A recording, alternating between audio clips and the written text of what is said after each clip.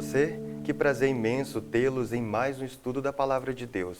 Hoje, o nosso estudo tem uma equipe de peso. Nós estamos aqui com a Érica e com o Edson, que vem compartilhar conosco esse conhecimento precioso que eles têm sobre a Palavra de Deus. O título da lição do estudo dessa semana é O Ministério na Igreja do Novo Testamento. E o texto áureo para essa mensagem está lá em Tiago, capítulo 1, verso 27, que diz o seguinte: a religião pura e sem mácula para com o nosso Deus e Pai é esta: visitar os órfãos e as viúvas nas suas tribulações a si mesmos e guardar-se incontaminados do mundo. E você, claro, se não tem a lição da Escola Sabatina, pode nos acompanhar através do site mais.cpb.com.br e também acompanhar nossas redes sociais, como facebook.com/Conexão 7 Curitiba. Bem, antes de nós começarmos o nosso estudo, nós iremos fazer uma oração pedindo a presença de Deus e a luz do seu Espírito Santo. Irmão Edson, você pode fazer a oração para nós? Sim.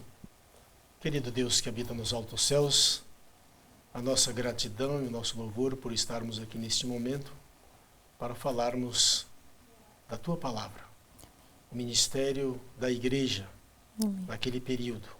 Que todos nós sejamos agraciados com os Teus cuidados, com a unção do Teu Santo Espírito, para que possamos entender o que Tu tens a nos ensinar nesta manhã. É o que suplicamos em nome de Jesus. Amém. Amém. Amém. Quando nós falamos sobre o início da igreja cristã no Novo Testamento, é claro que a primeira coisa que nos vem à mente é o mandamento de Cristo sobre a grande comissão, ou seja, ir fazer discípulos, batizando em nome do Pai, do Filho e do Espírito Santo. Só que uma coisa fica evidente nesse mandamento de Cristo: o cuidado que nós temos que ter com as pessoas necessitadas, com as viúvas, com os órfãos. E é sobre isso que nós vamos falar no estudo dessa semana. Bem, e nós vamos começar conversando um pouquinho com a Érica. Érica, nós vimos que a igreja primitiva ela apresentou um conceito de uma nova comunidade, bem diferente da comunidade judaica que se tinha naquela época. Quais as principais características dessa nova comunidade? A comunidade tinha como característica o compartilhar, né? Aquilo que você tem, né? Se você tem além do que você precisa, se você tem além do que, né? Ou seja, se está sobrando, você compartilha com aqueles que não têm. Então, dentre as primícias que eles estavam colocando, essa era a principal para que eles pudessem acabar com as doenças, com a pobreza, com as pessoas, para que as pessoas pudessem experimentar as bênçãos de Deus. Então, essa coisa do compartilhar, do abrir mão, que para quem tem bens, para quem tem dinheiro guardado, sabe o quanto é difícil, né? Você ir abrir mão disso de uma maneira tão simples assim, inclusive entregar para as pessoas que muitas vezes não valorizam e não batalharam como você batalhou. Mas a ideia era que as pessoas pudessem ter uma sensação de bem-estar, uma sensação boa e principalmente que no coração dessas pessoas fosse trabalhado essa diminuição da ganância, né? De que você precisa ter o suficiente para você viver e sobreviver. Você não precisa ter além disso.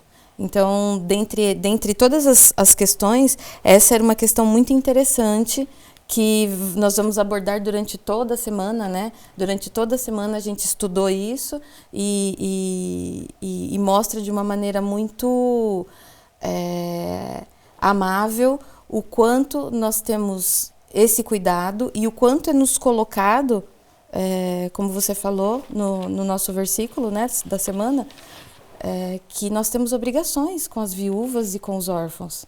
É obrigação nossa. E nós simplesmente ignoramos como se isso fosse problema de alguém. E de outra pessoa, de alguém que é rico, né, do meu vizinho, mas não é meu problema. E é muita hipocrisia da nossa parte a gente viver normalmente, sendo que tantas pessoas estão pedindo e clamando, né? E isso é problema do governo, não é meu, isso é problema... Não. Se essas pessoas estão lá, é problema nosso. Isso mesmo. É interessante que nós sabemos que, se tratando de ser humano, toda a sociedade ela é falha, não é verdade? Mas a igreja primitiva tinha como uma característica fundamental não admitir que houvesse pobreza entre eles, não é verdade? E era algo que, tipo assim, não era uma obrigação você compartilhar os seus bens. As pessoas faziam movidas pelo Espírito Santo. Na realidade, Erlon, eles, ao olhar para as pessoas, eles traziam dentro de si aquele sentimento de Jesus Cristo. Isso. Pelos aflitos, pelos doentes. E quando eles olhavam para estas pessoas, eles não podiam deixar de atendê-las. Era uma preocupação que eles tinham constantemente. E há vários autores e há várias questões que as pessoas muitas vezes colocam diante de nós nos dias de hoje, como John Wesley, ele disse assim: faça todo o bem que puder, de todas as formas, e esta de visitar os órfãos, de atender as pessoas, ele disse, enquanto for possível. Ou seja, muitas vezes nós achamos, como a Érica mencionou, é problema do outro, não problema meu. Mas diante de nós estão pessoas que muitas vezes necessitam do nosso auxílio, às vezes uma palavra de amor, uma palavra de carinho, uma palavra de estímulo que elas precisam. A gente percebe, por exemplo, no trabalho da ADRA, quantas pessoas são atendidas, e a gente vê ali a necessidade de seres humanos. Muitas vezes não é só do alimento, mas ele tem uma necessidade espiritual. Sim. Ele tem a necessidade de que alguém bata no seu ombro. De ser ouvido. De ser ouvido. É interessante isso. Eu já conversei com várias pessoas que são atendidas pela ADRA, estive ajudando também, e a gente vê a necessidade dessas pessoas. Então os apóstolos, quando eles viram aquela multidão de pessoas que agregavam a eles, eles tiveram agora a preocupação com os pobres, os necessitados. E o amor que eles tinham, tudo o que eles tinham, ou que as pessoas tinham, deveriam ser partilhada com os outros, para que ninguém, naquele período, passasse necessidade. Que todos tivessem o alimento. Mas, ao mesmo tempo que eles davam o alimento, eles olhavam para as pessoas e viam nelas um momento de mostrar a vida espiritual que elas deveriam ter. É aquele sentimento de família que eles tinham, né? Eu não consigo comer o meu prato de comida se o meu irmão não tem o que comer. Exatamente. Isso é interessante. A lição mostra, principalmente essa semana, que não era novo. Esse sentimento que eles tinham de ajudar as pessoas, os pobres, de se voltar para o próximo, não era algo novo da igreja primitiva. É algo que veio de Cristo, o ensinamento de Cristo. Cristo, no seu ministério, ele atendia as pessoas, ele colocava a necessidade das pessoas primeiro a sua própria necessidade. Ele estava com fome, ele precisava comer, mas se tinha alguém que precisava ouvi-lo, se tinha alguém que ele precisava atender, ele atendia primeiramente essa pessoa. Isso era nítido na igreja primitiva, elas herdaram isso de Cristo. Tanto é que nós temos uma personagem que se destacou bastante, Dorcas, não é? É impossível não falar dos necessitados sem lembrar dessa mulher que foi basicamente uma inspiradora para nós, hoje a igreja moderna, de como atender os necessitados. E Dorcas, na verdade, ela cuidava das viúvas, ela fazia roupas, vestimentas para as viúvas, de tal ponto que quando ela adoeceu e morreu, as pessoas sentiram falta dela e não admitiam a morte dela. Pô, quem vai cuidar de nós? As pessoas pensavam. Até que chegaram ao ponto de chamar Pedro e dizer, Pedro, faz alguma coisa, porque Dorcas era uma pessoa extremamente importante para nós. Daí eu jogo uma pergunta agora para você, Edson. Será se a igreja hoje, ela tem esse espírito de Dorcas, a tal ponto de o bairro onde a igreja está, a sociedade onde a igreja vive, sente falta da igreja, digamos que se a igreja por algum motivo fosse fechada, a população clamaria para que o governo entrasse e abrisse a igreja novamente? O que você tem a dizer sobre isso? Essa deve ser a preocupação de todos nós, como membros da igreja. Se a igreja acabasse hoje, o que a população sentiria? Isso. Será que sentiria falta da igreja aqui, central de Curitiba, na rua Carlos de Carvalho, 400?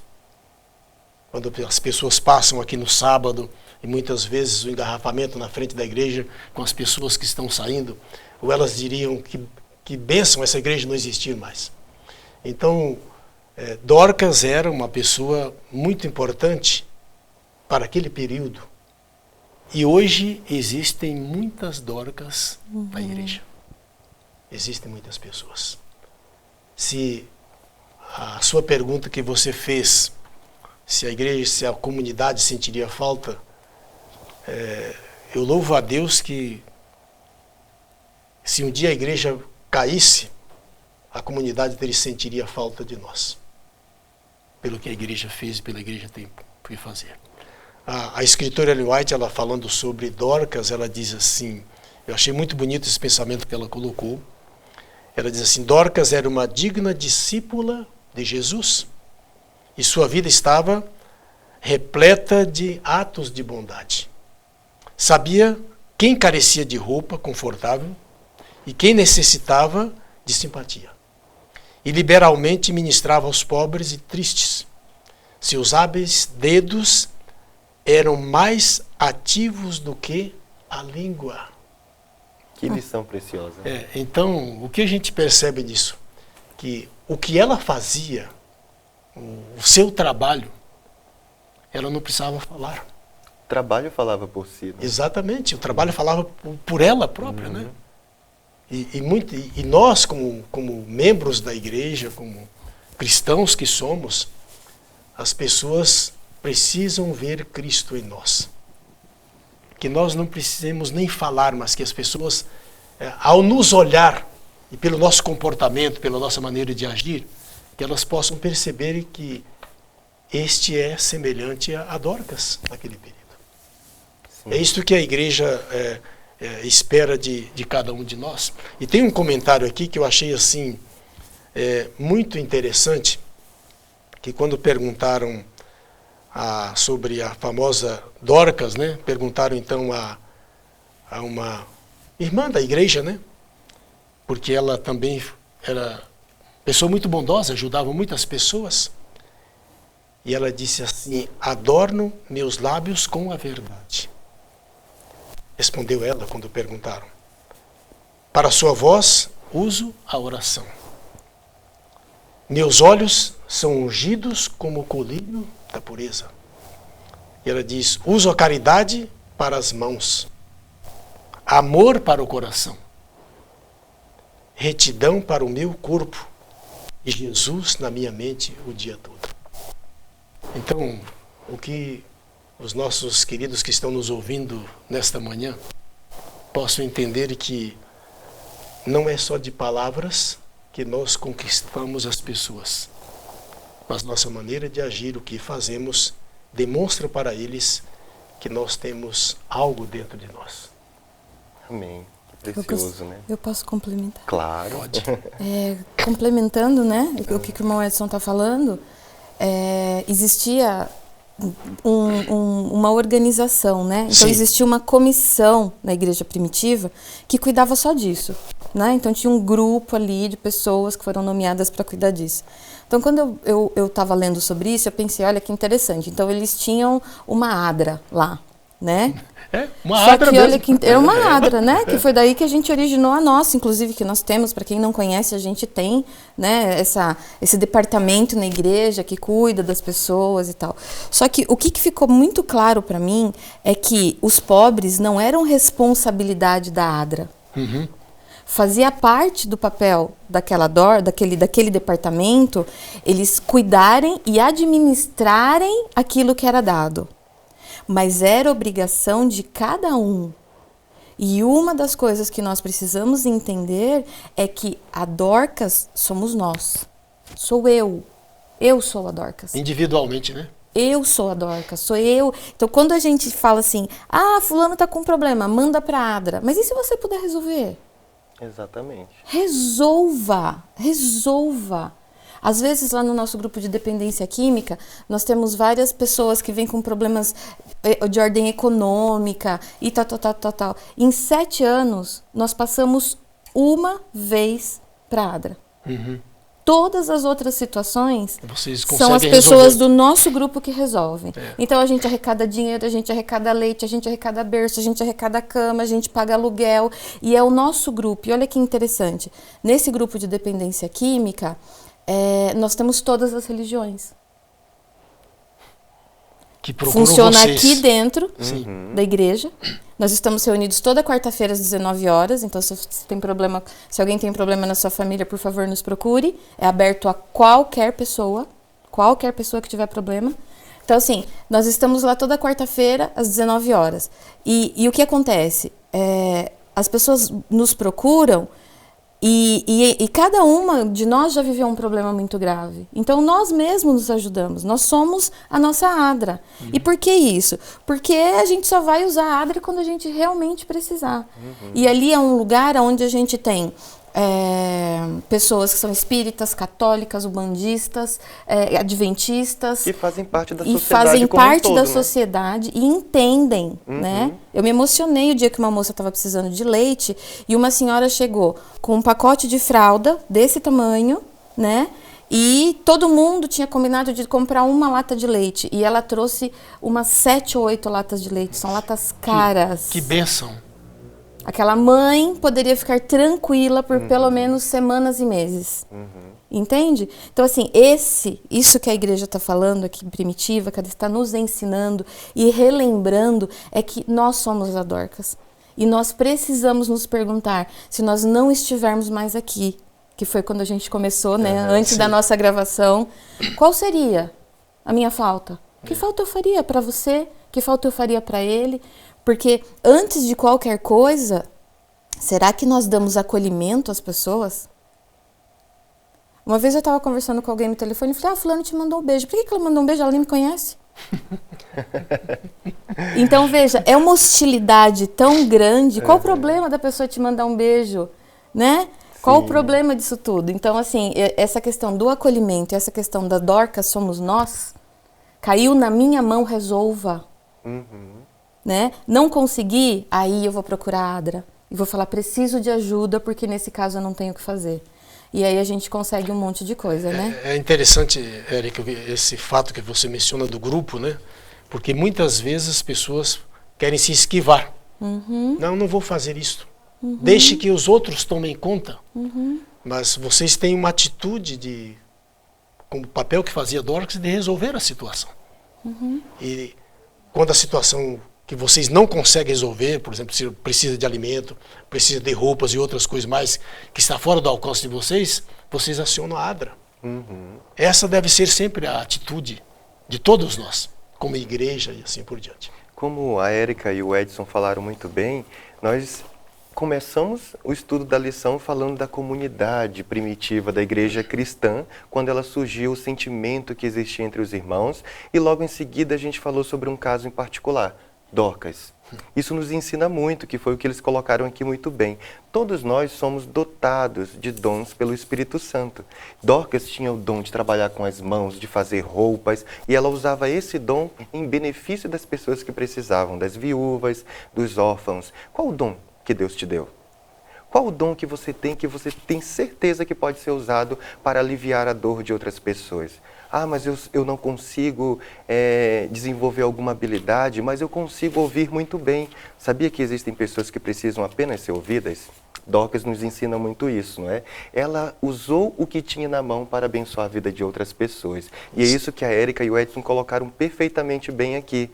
Você pode fazer no particular. Então, coisas que fogem ao seu controle, que você não tem um dom para isso, você encaminha para a comunidade como um todo, que certamente a comunidade é formada por pessoas que têm diversos tipos de dons.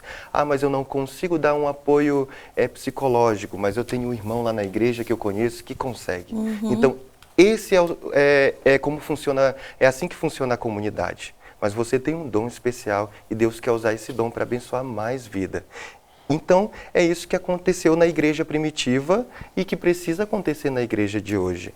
Então, eu fico pensando assim, nós temos uma diversidade muito grande de dons na igreja, mas como que nós podemos usar o nosso dom em particular para beneficiar a nossa comunidade, o nosso bairro, a nossa rua? Sabe como? Tem uma equipe de jovens nos Estados Unidos que eles decidiram fazer kits de higiene para espalhar entre a população carente que vivia na rua. Parece uma atitude muito simples, mas fez a diferença no bairro em que eles moravam. Como que vocês podem dizer que eu, como indivíduo, posso impactar minha sociedade, posso impactar minha vizinhança? Olha, são tantas as formas. Primeiro, como você falou, eu vou pegar o gancho em cima daquilo que você falou, que é a questão do ouvir. Como as pessoas precisam ser ouvidas. Existem pessoas que vivem sozinhas, existem pessoas que não têm contato com outras pessoas, as pessoas que são idosas, que têm uma vida, 80, 90 anos de histórias para contar e elas não sabem para quem contar, elas não sabem para quem falar, elas não sabem como conversar. E assim, nós que trabalhamos na área da saúde, a gente sabe que o falar é extremamente terapêutico. Então, quando a pessoa fala, ela já entra em contato com a saúde. Então, assim, o falar é extremamente importante. As gentilezas, sabe? A questão assim, eu tô lavando a minha calçada, por que eu não posso lavar a do vizinho, já que eu tô lavando a minha calçada? Se eu tô recolhendo aqui, por que eu não posso recolher? As pessoas pegam a sujeira que estão na calçada delas e jogam na do vizinho quando elas se incomodam. Porque a sujeira vem de cima. Então, assim, mas por que eu não vá? Porque eu cansei. Mas esse cansar significa o quê? Né? O que é esse cansar? Querer não fazer nada, né? Porque assim, existem pessoas... a questão de você ajudar o próximo é uma decisão, não é uma dívida. A pessoa não tem uma dívida com você, é uma decisão. Você ajuda uma pessoa porque você quer. Se ela, né? Uma vez meu pai falou assim pra mim, eu tô com uma pessoa que me pediu dinheiro para comprar pinga, o que eu falo? Aí eu pensei e falei, e eu trabalho com isso, né? Eu falei assim, pai, depende. Se ele estiver tremendo muito e não conseguir nem parar de pé, você tem que levar ele até um boteco, você tem que dar um pouquinho de pinga e depois você conversar com ele. Porque enquanto ele estiver tremendo, a única coisa que está na cabeça dele, a obsessão, é qual? A cachaça. É beber. Só que eu falei pra ele, mas nunca pague o segundo gole. Pague o primeiro gole e leve ele pra casa. E peça pra ele procurar ajuda. Porque senão ele não vai tirar aquilo. E aí o que ele vai fazer? Ele vai roubar, ele vai agredir alguém pra conseguir dinheiro, ele vai fazer alguma coisa. Então vejam, eu sou uma pessoa que sou cristã, que não apoio bebida, que luto, combate a droga e combate ao álcool. E eu tenho que orientar meu pai assim. Por quê? Porque a gente sabe que é assim que funciona. Quem tá usando droga, a gente vai fazer isso também? Não. O que a gente vai fazer é acolher essa pessoa. Então, olha o risco que eu tenho contando isso, né? Então, eu não estou dizendo assim, gente, a gente tem que pagar bebida para todo mundo que bebe. Mas, às vezes, as pessoas falam assim, mas eu vou dar dinheiro e ele vai comprar pinga. Pois é, mas e se na última hora ele decidir comprar pão? Você não sabe a atitude dele. A partir do momento que você ajudou, você fez a tua parte, e as pessoas falam assim, não, eu faço a minha parte. Mas é real isso. A partir dali, você precisa orar para que aquela pessoa tome uma decisão diferente, né? Então, dons, você pode cantar para alguém, você pode fazer um bolo e entregar para alguém, você pode ensinar uma pessoa a se alimentar direito, você pode ensinar uma pessoa a cultivar verdura na casa dela. Tem tantas e tantas coisas que nós podemos fazer por alguém, sabe? Eu sair da minha casa para limpar a casa de uma vizinha que está doente, eu levar alguém no hospital ou levar alguém, ou ir num velório confortar uma pessoa. Os talentos que nós temos, eles são infinitos. É que normalmente, né, Érica, nós pensamos que abençoar a vida das pessoas é só de forma financeira. Não, mas eu não tenho um dinheiro para poder ajudar, então eu vou deixar com a comunidade, eu vou deixar com a prefeitura, eu vou deixar que a igreja faça isso. Mas, na verdade, nós abençoamos muito mais as pessoas com as nossas mãos. E Dorcas fazia isso. Não se vê no relato bíblico que ela tirava dinheiro do bolso para ajudar alguém. Se bem que ela poderia fazer isso, mas ela usava os talentos e os dons que ela tinha de fazer roupas para vestir as pessoas. Isso é muito interessante. É muito importante isso que a Érica mencionou. Tem uma pequena história de uma irmã da igreja que estava muito doente em casa. E um dia a esposa do pastor teve na mente dela algo que ela deveria seguir lá para ajudar aquela pessoa. Estava chovendo, mas ela entrou na casa daquela pessoa e chegou lá, aquela irmã estava deitada numa cama, não tinha forças para levantar, por falta de alimento. E ela foi olhar na prateleira daquela irmã, não tinha nada para cozinhar. Mesmo com chuva, ela relutou antes de ir lá porque estava chovendo muito. Ela foi ao mercado, comprou alimento, trouxe para aquela mulher, cozinhou e a serviu. E a mulher começou a ter um ânimo. Ela disse: louvado seja Deus, disse aquela irmã, porque Deus ouviu a minha oração.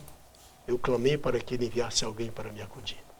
Então, muitas vezes, a atitude individual minha, sua, que nós podemos fazer a diferença na vida das pessoas. Isso é verdade. O tempo não espera por nós.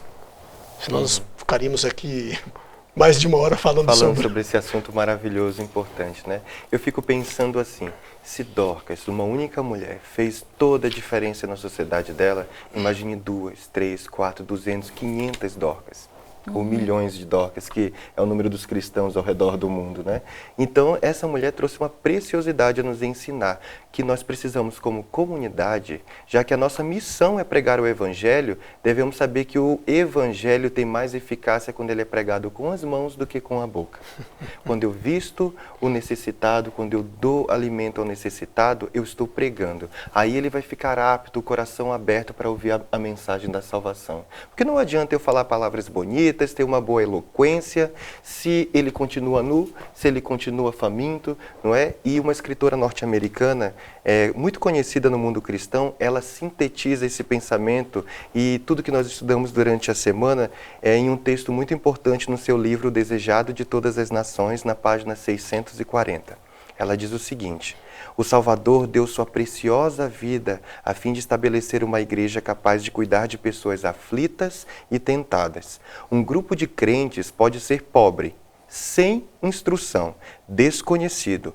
Entretanto, estando em Cristo, pode fazer no lar, na vizinhança, na igreja e mesmo nas regiões distantes, uma obra cujos resultados serão de alcance eterno.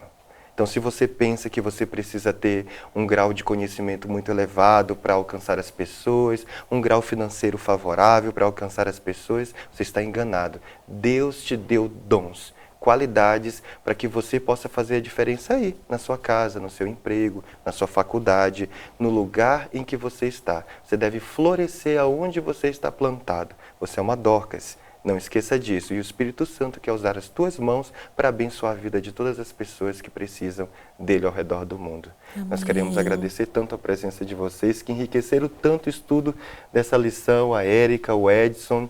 E eu tenho certeza que essa lição despertou no coração de muitas pessoas o desejo de abençoar mais vidas. Não é verdade?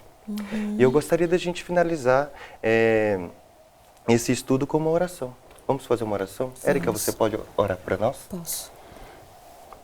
Querido e bom Deus, muito obrigada, Senhor, porque o Senhor nos deu dons e talentos e nós queremos te pedir, Senhor, que o Senhor nos estimule a usar esses dons. Amém. Que nós possamos olhar para o lado e enxergar que nós temos um vizinho com deficiência, um vizinho idoso, alguém que precisa de roupa para passar, que não tem mais forças, alguém que precisa de uma limpeza na sua casa, alguém que precisa de carinho, de alimento, alguém que precisa de um ombro, Senhor.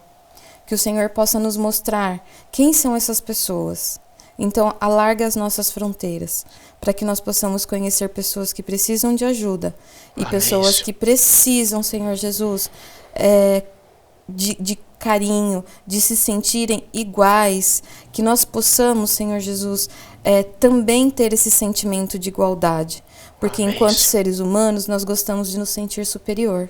E nós queremos que o Senhor destrua esse sentimento dentro de nós. Amém. Que nós possamos nos sentir iguais, irmãos e filhos. E em nome de Jesus, pedimos que perdoe os nossos pecados e que não permita que esse desejo, ele morra no nosso coração. Sim, Senhor. Que ele cresça e cresça cada vez mais. Amém, Em Senhor. nome de Jesus, amém. Amém. Amém. Novamente eu quero agradecer a presença da Érica, do Edson, que estiveram conosco, né, estudando a lição da Palavra de Deus, esse assunto que é vital para nossas vidas, e queremos também agradecer a presença de todos vocês que nos acompanharam. Eu queria convidar você a continuar conosco nas próximas semanas, porque esse estudo aqui é recheado de bênçãos para a nossa vida e abre nossos olhos de como nós, como cristãos, devemos abençoar a vida de outras pessoas. Continue conosco e até o próximo programa. Amém.